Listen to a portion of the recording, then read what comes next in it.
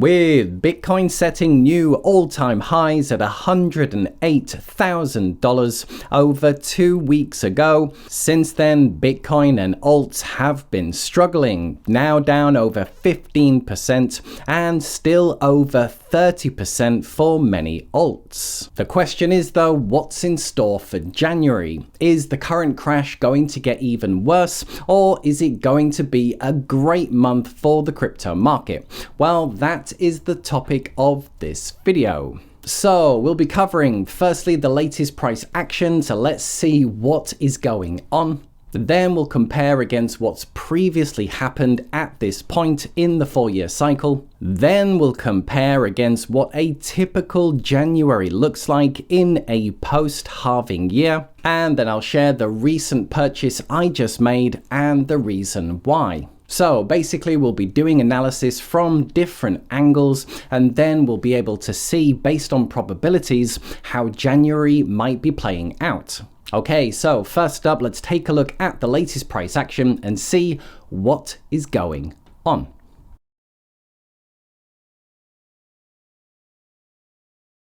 Okay, so welcome back one and all. Happy New Year to everybody, and we're now going to try and suss out what is the crypto market going to do in January 2025. So starting with Bitcoin's chart, and we're taking a look at what has most recently happened. Well, as mentioned, we did get this run topping out to 108,000, and then lo and behold, we have been in a correction ever since.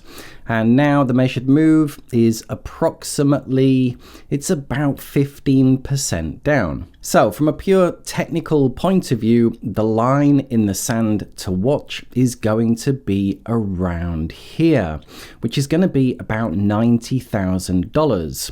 Bitcoin really needs to hold this line, and as you can see, so far it has. Now, some technical TA people might say that the line is most hit around 92, which is fair, but also the round number of 90 is also going to be a psychological point. Now, if it can hold this line and it starts creeping back up, then the price to test is going to be this 108. However, as you'll soon see, at this point in the cycle, Bitcoin has done a 30% drop. So downside potential, if history repeats and Bitcoin goes on to do a 30% drop, then your downside is going to be this support here, which is around about 75,000. In the prior 2 cycles, this is what Bitcoin has actually done. So the first week of Jan, there is certainly still downside risk, and we may get ourselves a January sale. So that was looking at price action through the lens of technical analysis. Now let's move on to lens number 2.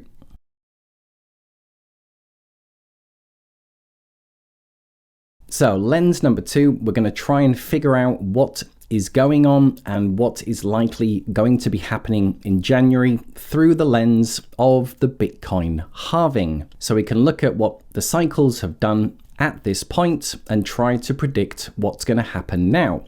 So this was the halving going through here. This in green was the run of 2021. In yellow was the run of 2017, and in red, this is where we're at right now. Now, if you saw my last video in December talking about the crash, is that we were just coming into this point, which was around 240 days after the halving, where I saw there'd been a crash in 2017, there'd been a crash in 2021. I said it's quite likely around 240 days, if history repeats, we're going to see some kind of correction. And lo and behold, here we are, first day of January, and for the last couple of weeks, we've gone through a correction. So history has repeated. And as mentioned, this time was a 30% crash. This time was a 30% crash, and so far this is only down 15%. Now in 2021 it bottomed here, 2017 it bottomed here, so we still do have a good week. In fact, let's get some exact dates of where it could be bottoming. So 2021, it bottomed on day, if we look down here, it is 261 days after the halving. What is 261 days after April 20th? So we get January the 6th, and then this time the bottom occurred at 258 days. So 258 days after the last halving is the 3rd of January. So jumping into a calendar, we can see that the 2017 cycle, the big 2.5 week correction, will have finished by the 3rd of January.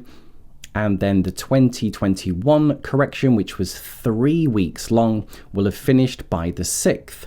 So this tells me that the first week of January, also give it a couple of days, so maybe up to about the 10th, there still could be downside risk where we find the final bottom of this correction. Now, for all we know, it could also end today, so it's just probabilities. But this is when the 2017 one finished, and this is when the 2021 finished. So first week of Jan, just be aware that further drops could come. So that is when the bottoms were in here, and we're still about a week before. So this is through the lens of what's happened after the halving. And the final way we can look at this is lens number 3, which is the actual calendar month.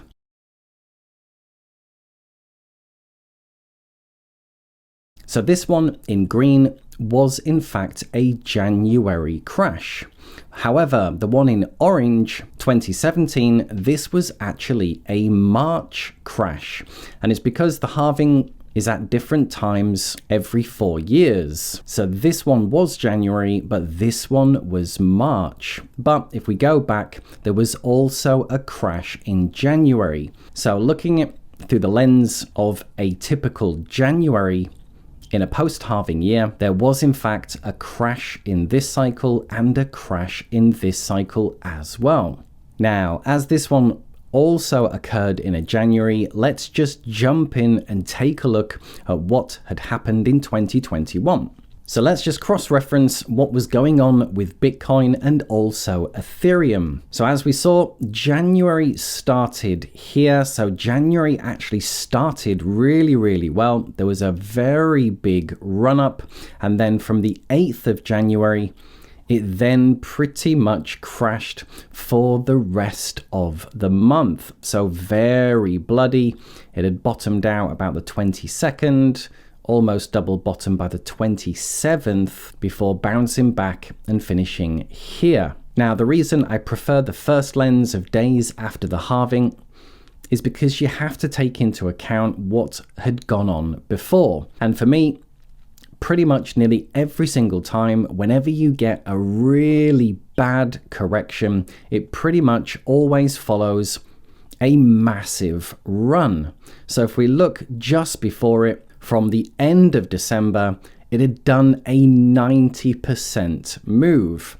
So obviously 90% is an epic vertical move, which is why you get the bad crashes. So that was this big epic move here. And it's quite similar to 2017, a nice vertical move, which gives a very nasty correction, where this time the move before it was a bit more sustained, more of a gradual increase. So this says to me that the crash shouldn't be as severe. Again, it's just probabilities, but it's more likely than not that if we haven't seen a vertical move, then we shouldn't get such a big, nasty crash. But just remember, these are probabilities and anything can happen.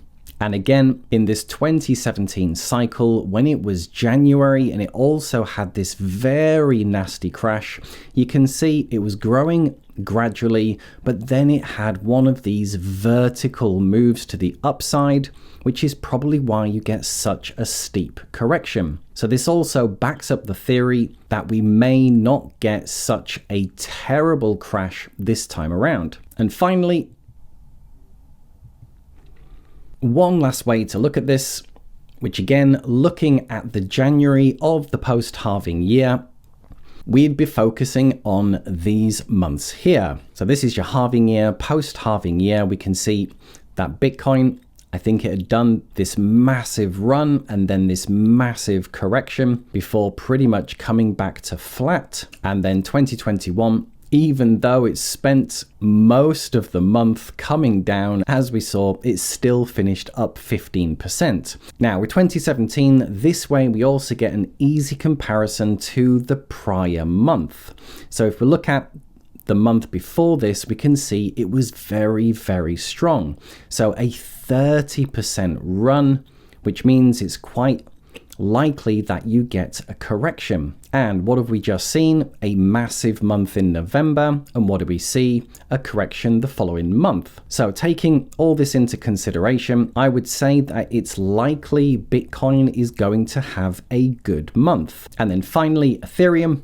Now, unlike Bitcoin, this time, if history repeats, then Ethereum is going to have a very strong month, a 30% move and an 80% move. And in fact, it's an amazing Q1, 30%, 50%, 200%, and 80%, 10%, and 35%. So this should be a good representation for altcoins as well. So based on this, I'm expecting Ethereum and altcoins to have a very good January, although the first week could be turbulent. And let me just finish with the latest purchase that I made and the concept of the pain of being too early and the pain of being too late. So on the last day of the year, I made a purchase into ENS, which is Ethereum Name Service, and it's based pretty much off this. I expect Ethereum to do very, very well in January, and Ethereum's market cap is about 400 billion. Now, ENS, the market cap is about 1 billion. So if Ethereum has a very strong month, then ENS could be doing multiples. And for me, the time to take max risk is in the post-halving year, being 2017, 2021, and now 2025.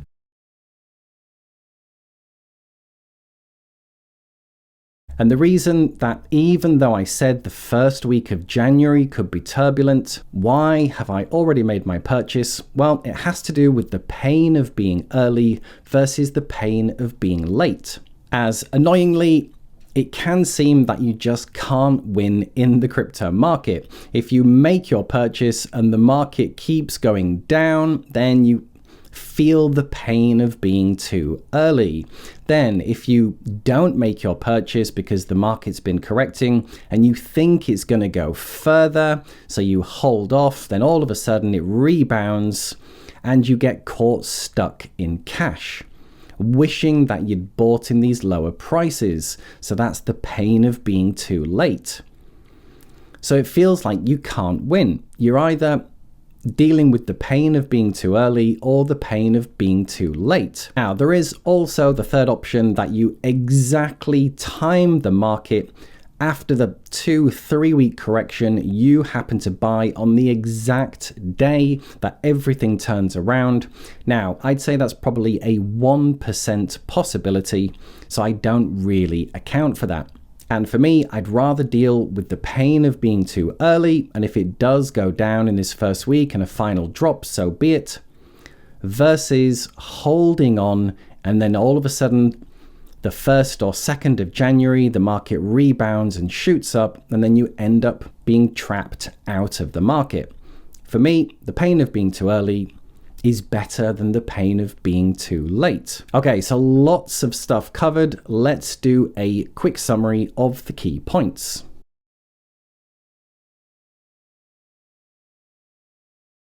With Bitcoin topping out at over 108,000 just 2 weeks ago, the question is the worst now over, or will we see another leg down? As we saw, what's going on right now is pretty much exactly what it does at this point following a halving. Historically, Bitcoin saw a 30% correction both times, and so far it's only down about 15%. Personally, I'm expecting Ethereum and alts to have a very good month this month. However, the first 10 days we could still see a leg lower. I decided to make my purchase the last day of December into ENS, choosing the pain of maybe being a bit too early versus the pain of being late and missing out. So ultimately, I'm expecting the first 10 days of January could be very volatile and we could see another leg lower. However, Bitcoin should have a good month and Ethereum and altcoins